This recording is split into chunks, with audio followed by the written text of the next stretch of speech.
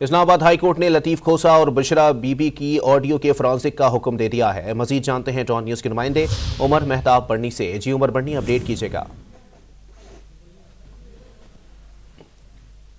आपको बताएं कि इस्लामाबाद हाई कोर्ट ने लतीफ खोसा और बशरा बीबी की ऑडियो के फॉरेंसिक का हुक्म दे दिया है। मजीद जानते हैं डॉन न्यूज़ के नुमाइंदे उमर मेहताब बर्नी से। हमारा राब्ता बहाल हुआ है। जी उमर, अपडेट कीजिएगा।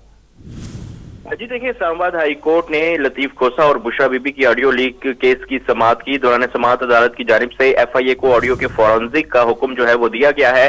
अदालत ने करार दिया है कि तहकीकात की जाए कि सबसे पहले ऑडियो कहां से जारी हुई।